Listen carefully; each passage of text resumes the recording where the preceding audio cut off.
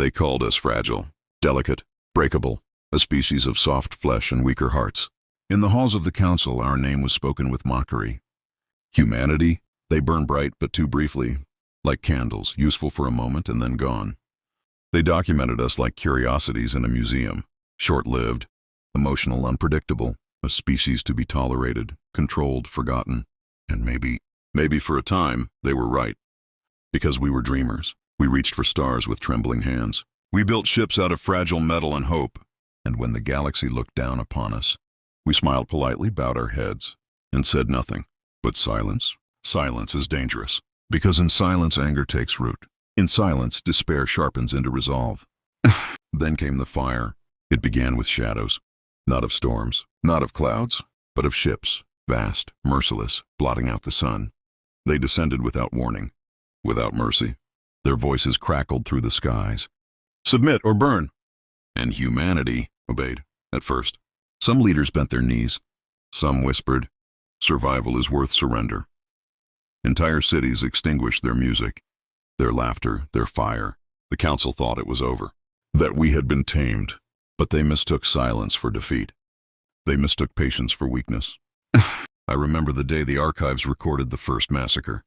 A city of children, burned as an example. The council's envoys watched from orbit, their voices cold as stone. Fragile things break, let them serve as proof. But that was their mistake. Because fragile things cut deepest when they break. Every act of cruelty did not weaken us, it carved us. Every loss did not silence us, it fueled us. Every tear was not surrender. It was the spark of fire waiting to ignite. The council prided themselves on knowledge. They believed they had seen everything.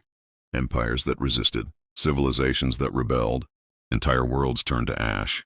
But they had never seen us. They had never seen a species that builds homes in ruins, that plants seeds in the ashes of its own dead, that dares to laugh in the dark. They mocked our fragility, yet failed to see the iron hidden inside glass. Whispers began to spread among the broken cities. Quiet at first, dangerous. A mother whispering to her child, "They will not take tomorrow." A soldier whispering to his brother, "If we must burn, let us burn together." A scientist whispering to herself, "There is always a way." Whispers grew into voices, voices into vows, and vows into fury. The council thought rebellion would be quick, predictable, contained. But rebellion was never our weapon. Hope was. Hope that clung like embers in the coldest night. Hope that whispered, "We are more than what they believe." Hope that one day, when the fire returned, we would not scatter. We would rise. And then, the day came when patience shattered, when silence cracked wide open, when fragile things, mocked and broken, decided that enough was enough. The skies burned again, but this time, the shadows did not fall upon prey. They fell upon predators who had awakened a storm, and in that storm, humanity did not whisper. We did not beg. We did not bow. We rose. They once said humanity was small, insignificant, a flicker in the endless dark. But in that flicker, there was warmth. Life before the shadows, before the council's judgment. Earth was alive with dreams. Children chased kites across grass that swayed with the wind. Cities pulsed with color, neon lights reflected in rain-slicked streets. Laughter spilling out from late-night cafes. Musicians filled the air with notes that rose above skyscrapers, reaching for the stars as if the stars might listen. Even in the colonies, on worlds where the soil was still raw and the air thin, humanity carried its spirit. On Mars, children drew suns in the red dust. On Europa, they learned to skate on frozen oceans beneath shimmering auroras. On Luna, lovers carved names into rock that had watched over Earth for millennia. Fragile, yes, but fragile things know how to treasure joy. We dreamed of more, of worlds beyond worlds, of friendships among the stars, of a tomorrow brighter than today. And for a time, it seemed possible. And the whispers of fear, but dreams, have shadows. The first whispers came quietly. A mining outpost gone silent. A colony ship vanishing without trace. News anchors spoke carefully, their voices soft, as though loud words might invite disaster. Technical failure, the report said. Unfortunate accident. But humanity has always known when a storm is coming. Farmers felt it in the stillness of the wind. Pilots saw it in the sudden static on their screens. Parents saw it in the way their children's laughter faltered, replaced by unease they couldn't explain. And then came the envoys. The envoys of the council. They arrived not with fire, but with silence. Ships vast and unblinking hovered above our skies. Cities froze as shadows covered the sun. Their message was delivered in cold, unfeeling voices. Humanity, you have wandered too far. The stars are not yours. You will submit, or you will be broken. Leaders gathered in trembling halls. Some argued, some begged, some whispered that survival was worth obedience. And for a moment, humanity bowed. The envoys watched, recording every tremor in our voices, every flicker of doubt in our eyes. They thought it was enough. But what they never understood is that humanity endures even in humiliation. We swallow pain. We hide rage. We wait. Scene 4. The quiet resistance. Even as humanity bent, the spark refused to die. In hidden workshops, engineers worked late into the night. Their hands shook, but their eyes burned as they welded scraps into weapons the council had forbidden. In schools, teachers spoke not only of obedience, but of history, of revolutions that had toppled kings, of fragile men and women who had dared to stand against empires. In homes, families huddled together in the dark, whispering promises to their children. They will not take tomorrow, not forever. The council grew impatient. Their demands sharpened. Their fleets spread like storms across the sky. On Europa, a research station was ordered to dismantle its telescopes. Humans do not need to look at the stars, the envoys said. On Mars, children were forced to erase the drawings in the dust. Humans will not claim more than their world, the envoys said. On Earth, factories were stripped of metal, their fires extinguished. Humans will not build without permission, the envoys said. And yet, even under shadow, humanity dreamed. They dreamed in secret, and dreams are dangerous. It began in whispers. A transport captain refusing to kneel during inspection. A miner smuggling back forbidden ore, hiding it in the folds of her child's blanket. A teacher standing before her students, declaring softly but firmly, "The stars belong to no one, remember this." The council dismissed these as nothing. Harmless defiance, fragile rebellions, but seeds had been planted. And seeds grow best in the dark. The council, in their arrogance, decided to teach a lesson. One city chosen at random, its people dragged into the streets, its lights extinguished one by one. And then, with a cold command, fire rained from above. The message was clear. Fragile things must break. The galaxy watched in silence, but so did we. And in that silence, something shifted. Scene 8, humanity's patience wears thin. Across Earth, across Mars, across colonies scattered like fragile candles in the dark, the memory of that city burned in every heart. Children whispered it before sleep. Soldiers carved its name into their armor. Mothers wept for strangers as though they were their own blood. We were still fragile, still breakable. But now, we were waiting. They thought we would break, and for a time, it seemed we had. After the city burned, silence spread like poison. Markets closed, music died. Children whispered instead of laughed. The streets that once echoed with life now carried only footsteps, measured, fearful, hollow. On Mars, workers dragged themselves to factories stripped of purpose, their hands blistered from forging tools they would never use. On Earth, skies once filled with aircraft lay empty, as if humanity had forgotten how to dream of flight. On Luna, lovers stopped carving their names in stone. What was the point of forever, when forever could be taken by a single council command? Despair settled deep into our bones. And despair is heavy. But despair has limits. A miner in Europa, stripped of her husband and left with nothing but dust and silence, refused to bow her head when the envoys marched past. They beat her in the streets. She did not scream. She laughed, blood in her mouth, fire in her eyes. A soldier on Earth, ordered to dismantle the weapons of his own people, carved a single word into his arm with the edge of a broken blade. Never. And in the shadows of a forgotten city, children, homeless, hungry, painted flames on the walls with stolen paint, little fires, flickering against the night. Fragile? Yes, but fragile things can cut. The council saw the sparks. They grew angry. They tightened their grip. More ships, more orders, more silence.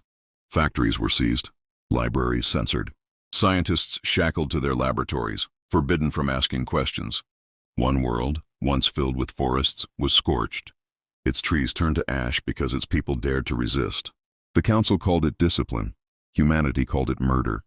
Yet with every cruelty, the whispers grew louder. A teacher spoke to her class, voice trembling but steady. Remember this, no chain lasts forever. Even stars die. So too will they. A soldier whispered to his squad, "If they strike me down, pick up my rifle. If they strike you down, I will carry yours. They cannot kill us all." A mother held her child in the dark and whispered, "You are not weak. You are not prey. One day you will roar." The whispers carried across cities, across planets, across stars, and whispers became voices. It began small. A convoy of council supplies vanished in the void. No one claimed responsibility. The council blamed pirates. Humanity stayed silent. Then an outpost on Mars erupted in flames. The council called it an accident. But the walls were painted with words before the fire consumed them. "We are not broken." And then, in a frozen cavern on Europa, miners refused to kneel. Their voices echoed like thunder in the ice. "We will not bow," the council answered with fury. But the fury came too late, because the fire had already spread. On Earth, in a city where laughter had been outlawed, a musician lifted her violin in the town square. She played, soft at first, trembling, then louder, louder, until the music filled the streets. People gathered, they listened, and for the first time in months, they smiled.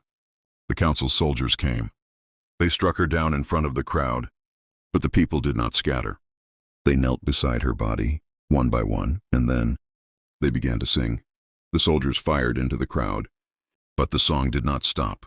That day, the council learned that fragile things do not always break quietly. From that day on, humanity was no longer silent. On Mars, workers smuggled ore to hidden forges, shaping it into blades. On Earth, students carved symbols into walls, sparks of rebellion painted in red. On Europa, miners tunneled not for the council, but for their own freedom. Everywhere, fragile hands began to build. Not monuments, not towers, but weapons. Weapons not only of metal but of will. The council believed fear was control. They believed cruelty was victory. But cruelty only sharpened us. Fear only bound us together. For the first time in centuries, humanity became one. Earth, Mars, Luna, Europa, scattered colonies, all fragile. Lights in the dark, now burning with the same fire. The council looked down upon us and saw only prey. But what they had awoken was a storm. It was spoken not by generals, not by kings, but by the people. A vow whispered in every language, across every world. We will endure. We will resist. And when the day comes, we will rise. Children spoke it before bed. Soldiers carved it into their armor. Mothers taught it as lullabies. It spread like fire. And the council, too blind, too arrogant, never saw it coming. The galaxy held its breath. The council believed the storm could still be contained. Fleets were dispatched. Orders barked across the stars.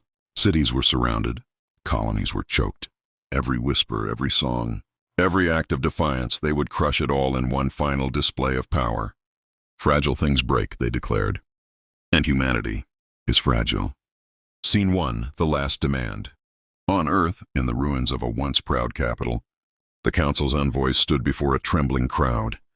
Their voices cut through the silence, cold and sharp. "Kneel, submit, and you may yet be spared." The soldiers watched, rifles raised. Children clung to their mothers. Old men lowered their heads. For a moment, it seemed humanity would bow once again. But then a boy stepped forward, no older than 10. His hands shook, but his voice did not. No. The word was small, fragile, but it cracked the silence like thunder. The crowd gasped. Soldiers lifted their rifles. And then another voice. No. A woman, then a man, then dozens, hundreds, thousands. The square shook with it. A word repeated again and again until it became a roar. No. Scene 2, The Fire Ignites. The council's soldiers fired into the crowd, but humanity did not scatter. They surged forward, with stones, with knives, with bare hands, fragile flesh against metal and fire. On Mars, workers in the mines rose up. They poured molten ore onto the machines of their oppressors, their cries echoing through the caverns. On Europa, miners unleashed the frozen tunnels, drowning the soldiers in ice and fury. On Luna, engineers turned broken machines into bombs, hurling fire into the skies. Everywhere, fragile voices became weapons. Scene 3, The Council Strikes Back. The council responded with fury. Their fleets descended, blotting out suns. Their ships rained fire on cities. Entire worlds trembled. On Earth, oceans boiled where bombardments struck. On Mars, red dust storms raged, carrying screams across the wastelands. The Council thought it was over. They thought this was humanity's last breath. But fragile things cut deepest when they break. The roar of fragile things. In the burning ruins, humanity stood, bloodied, broken, but unbowed. Soldiers with shattered armor still lifted rifles. Children hurled stones at armored giants. Mothers shielded their children not with fear, but with defiance. And then, across every world, across every city, across every colony, the message rang out. We are not prey. We are not fragile. We are human. It was not a whisper. It was a roar. The Council unleashed their final weapon, ships vast enough to eclipse the skies. Their guns primed to end not just resistance, but the species itself. Silence fell, the kind of silence that comes before annihilation. And then one ship, a human vessel, patched together with scraps and hope, broke through the shadows. Its weapons were outdated, its armor paper-thin. It had no chance, and yet it charged. The Council laughed. But humanity did not, because as that fragile ship soared toward certain death, 1,000 more lit their engines. Fragile ships, fragile crews, fragile hearts. One by one they rose. And in that moment the galaxy understood. Fragile things do not die quietly. The fires burned for days. Cities smoldered. Oceans churned with ash. The stars themselves seemed dimmer, veiled by the smoke of war. Humanity had bled deeply, terribly. Entire families gone. Worlds scarred. Futures stolen. And yet, we still stood, after fire. In the ruins of Earth's great cities, survivors gathered. Broken buildings leaned like gravestones. But among the rubble, voices rose. Not cries of despair, songs. Low, trembling, imperfect, but alive on Mars. Workers carried their wounded into the light of a blood-red dawn. Their bodies were bent, their hands blistered, but their eyes were steady. On Europa, the ice groaned under the weight of death. But within the caverns, miners carved words into the walls. We endured. On Luna, engineers sat among twisted wreckage, sketching new designs into the dust with trembling fingers. Fragile things had survived the storm. The Council did not understand. They had unleashed fleets vast enough to eclipse suns. They had rained fire upon children and demanded surrender from corpses, and still, we had risen. For the first time in their long and arrogant reign, they knew fear. They withdrew their fleets. They silenced their envoys. They whispered in their hidden chambers that perhaps humanity was not what they had believed. Not fragile prey, but something else. Something they could not break. The galaxy watched in awe. Other species, once silent in fear, now whispered humanity's name with reverence. Not as weaklings, not as fragile, but as the storm that had faced the void and endured. We did not claim thrones. We did not demand crowns, but we stood tall, bloodied, scarred, unbowed. And in the silence that followed, a truth spread across the stars. Humanity is fragile, yes, but fragility is not weakness. Fragility means we value every breath, every heartbeat, every tomorrow. Fragility means we fight harder, love deeper, dream wilder, because we know how easily it can all be lost. Fragility means that when we rise together. A boy who once whispered no stood among the ruins of his city. His voice was quiet but steady, carried on the wind. We are not done.